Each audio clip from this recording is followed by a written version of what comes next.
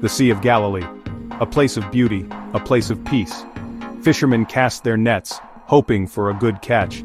The sun begins its slow descent, painting the sky with vibrant colors. A gentle breeze whispers across the water, a tranquil evening settling in. The disciples, weary from a long day, sail towards the shore. They had witnessed amazing things. Jesus, their teacher, had performed incredible miracles.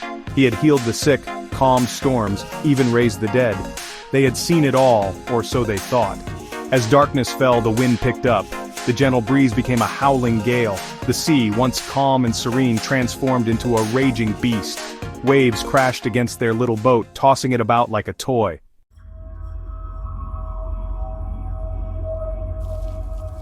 Fear gripped the disciples' hearts. They were experienced fishermen, used to the ways of the sea. But this storm, this was different. This was terrifying. They bailed water desperately, fighting to stay afloat. The storm raged on, relentless in its fury. Each crashing wave threatened to swallow them whole. They cried out to Jesus, their only hope in this raging tempest. Where was he? Why didn't he calm the storm? Doubts crept in, whispering alongside the wind. Had they been wrong to follow him? Was this the end? Exhausted, terrified, they clung to the hope of a miracle.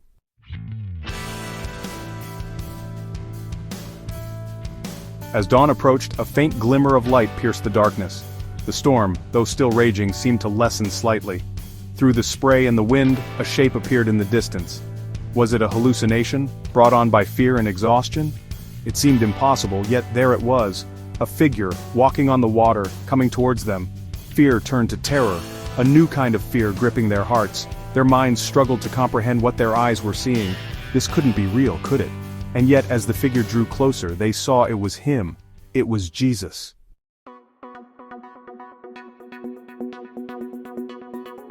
Terror gripped the disciples. Their blood ran cold. They had heard stories of ghosts, of spirits that roamed the seas. This had to be one of those malevolent beings come to drag them down to the watery depths. Peter, usually the bravest among them, trembled with fear.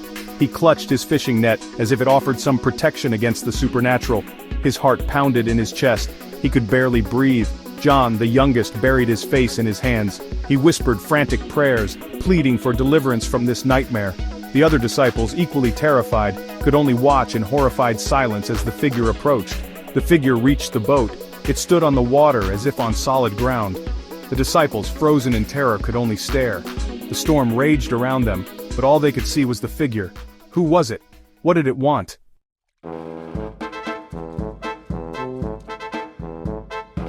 A voice, calm and steady, cut through the roar of the wind and waves. "It is I, be not afraid." The disciples looked up, their eyes wide with disbelief. It couldn't be. Could it? The figure stepped closer and the disciples gasped. It was Jesus. But how? How was this possible? He stood on the water as naturally as if he were on land. "Take heart, it is I," Jesus repeated, his voice filled with warmth and reassurance. His words seemed to calm the storm within their hearts, even as the wind howled around them. Relief washed over the disciples. Their fear, though still present, began to dissipate.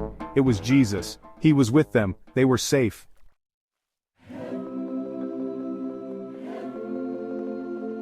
Peter, ever the impulsive one, couldn't contain himself. "Lord," he called out, his voice trembling slightly, "if it is you, command me to come to you on the water." Jesus looked at Peter, a knowing smile playing on his lips. "Come," he said simply. His voice was soft, yet it carried over the roar of the storm. For a moment, Peter hesitated. Doubt flickered in his eyes. Then, taking a deep breath, he stepped out of the boat. His foot landed on the water, and to his astonishment, it held. He was walking on water. A surge of exhilaration coursed through Peter. He was doing it. He was walking on water. He took another step, and then another, his eyes fixed on Jesus.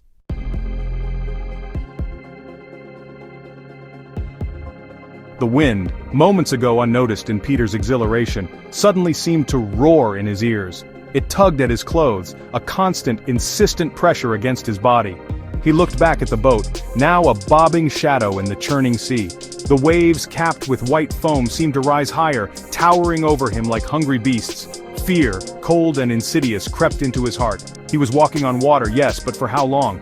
He took another step, but this time his foot sank slightly into the water. Panic surged through him. He had taken his eyes off Jesus, focused on the storm, and doubt had taken root. The water, cold and unforgiving, closed around his ankles. He was sinking. Terror gripped him, choking his joy, his faith. "Lord, save me!" he cried out, his voice lost in the wind.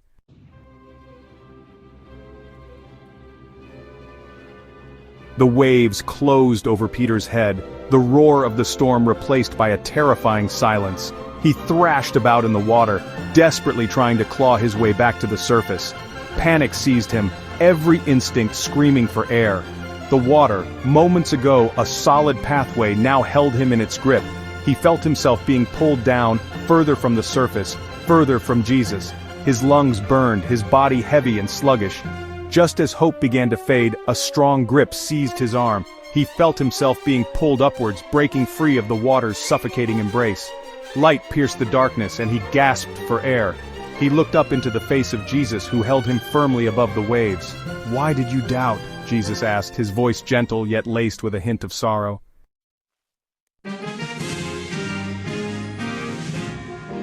Shame washed over Peter as he met Jesus' gaze. He had doubted. He had let fear take hold, and in doing so, he had sunk. But even in his moment of weakness, Jesus had reached down and saved him. With a gentle but firm hand, Jesus pulled Peter back towards the boat. The other disciples, huddled together, watched in stunned silence as Jesus helped their friend aboard. "You all right, Peter?" John asked, his voice barely a whisper. Peter, wrapped in a blanket, nodded, unable to speak past the lump in his throat. They had witnessed something incredible, something terrifying, something that defied explanation. Jesus, standing calmly in the midst of their fear and wonder, stretched out his hand towards the raging storm. "Peace, be still," he commanded. And as if by magic, the wind ceased, the waves subsided, and an eerie calm settled upon the water.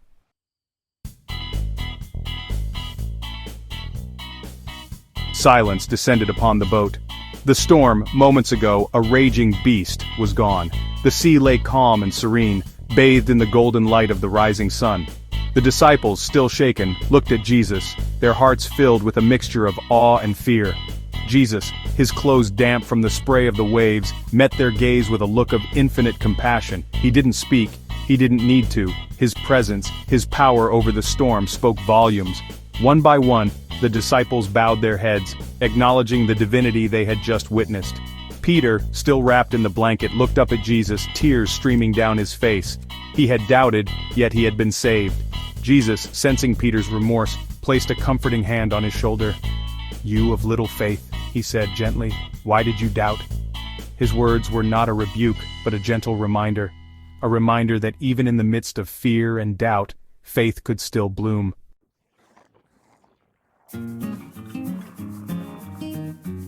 The storm had passed, leaving behind a profound silence. The disciples, huddled around Jesus, listened intently as he spoke. He spoke of faith, not as a passive belief, but as an active force. A force that could move mountains, calm storms, and yes, even allow a man to walk on water. Peter, his eyes fixed on Jesus, hung on to every word. He had experienced both the thrill of faith and the despair of doubt. "When you keep your eyes fixed on me," Jesus continued, "when you trust in my power, nothing is impossible." His words resonated deeply within each of them. They had witnessed a miracle, and in doing so, they had experienced a transformation within themselves.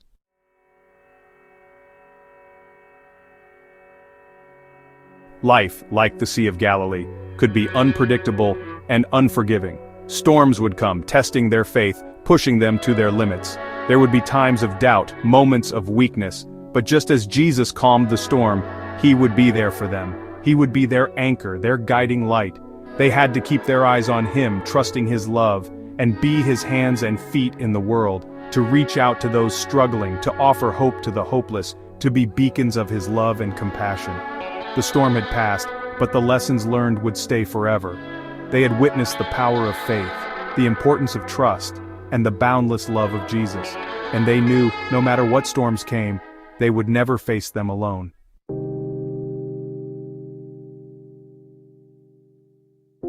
The story of Jesus walking on water, a miracle that has captivated and challenged people for centuries. But could there be another explanation? Over the years, some have sought to explain this event through natural phenomena, exploring various scientific theories. Could Jesus have walked on a sandbar hidden beneath the waves? or perhaps a submerged log provided a temporary walkway. These explanations, while grounded in the realm of possibility, fail to account for the specific details recounted in the biblical narrative. The disciples, experienced fishermen familiar with the Sea of Galilee, were terrified, believing they were seeing a ghost. This suggests something extraordinary, something beyond the realm of their everyday experience. While science seeks to explain the natural world, there remain mysteries that challenge our current understanding. The story of Jesus walking on water stands as one such mystery, inviting us to grapple with questions of faith, possibility, and the limits of human perception.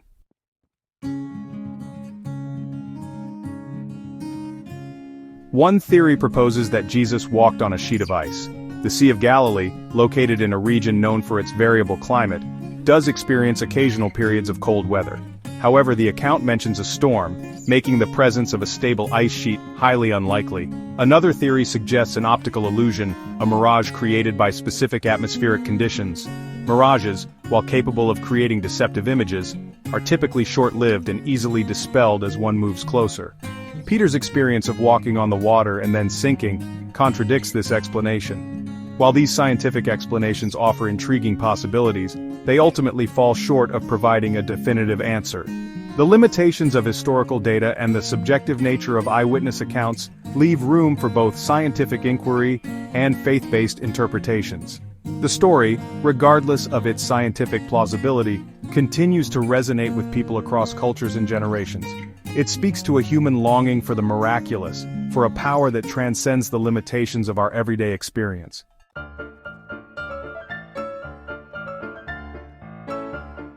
Whether one chooses to interpret the story of Jesus walking on water as a literal event or a symbolic narrative, its central message remains potent. It speaks to the transformative power of faith, the importance of trusting in something beyond ourselves, even in the face of fear and doubt. Life, like the Sea of Galilee, is often unpredictable, throwing storms and challenges our way. It is in these moments of adversity, when fear threatens to overwhelm us, that faith becomes a lifeline, a source of strength and hope. The story of Jesus walking on water reminds us that we are not alone in our struggles. It encourages us to reach out, to place our trust in a power greater than ourselves, knowing that even when we falter, a hand is there to lift us up. The miracle ultimately lies not in the defiance of physical laws, but in the transformative power of faith to inspire hope, courage, and a willingness to step out of our comfort zones, even when the path ahead seems impossible.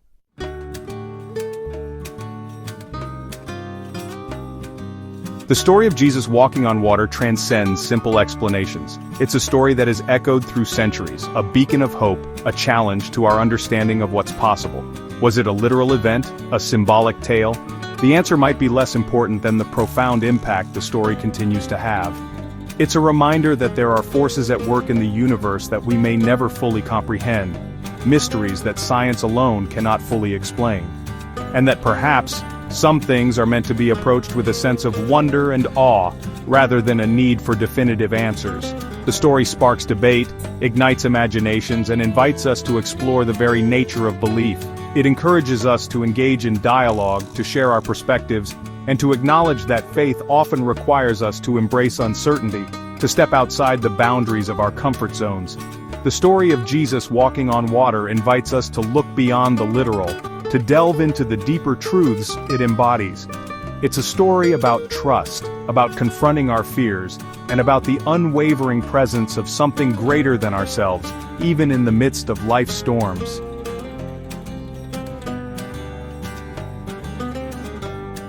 The story of Jesus walking on water transcends simple explanations. It's a story that has echoed through centuries, a beacon of hope, a challenge to our understanding of what's possible. Was it a literal event, a symbolic tale? The answer might be less important than the profound impact the story continues to have.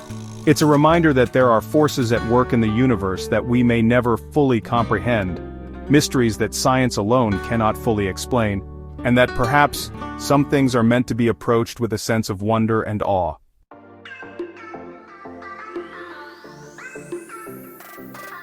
What does it mean to walk on water in our modern world? It's not about defying gravity, but about facing the challenges in our lives with courage, compassion, and an unwavering belief in something greater than ourselves.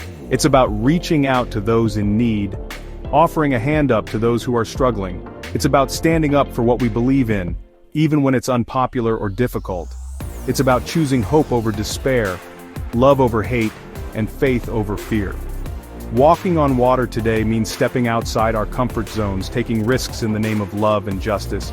It means being a beacon of hope in a world often shrouded in darkness. It means living our lives with purpose, integrity, and an unshakable belief in the power of human kindness.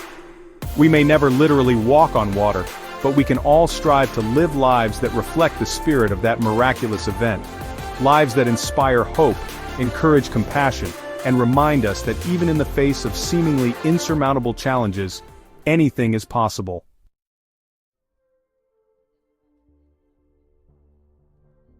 The story of Jesus walking on water is an invitation, a call to action. It's a reminder that faith without action is incomplete. It's a challenge to step out of our comfort zones, to confront our fears, and to trust that we are supported by something greater than ourselves. Take a moment to reflect on your own life. Where do you need to walk on water? What challenges are you facing that require you to dig deep, to tap into your faith, and to trust in something beyond your own understanding? Remember, walking on water is not about achieving perfection. It's about taking that first step, even if it's with trembling knees. It's about choosing to believe, even when doubt whispers in your ear. It's about trusting that you are not alone, that there is a power greater than yourself guiding your steps. So take that step. Embrace the unknown, trust in the unseen, and watch in amazement as the impossible becomes possible.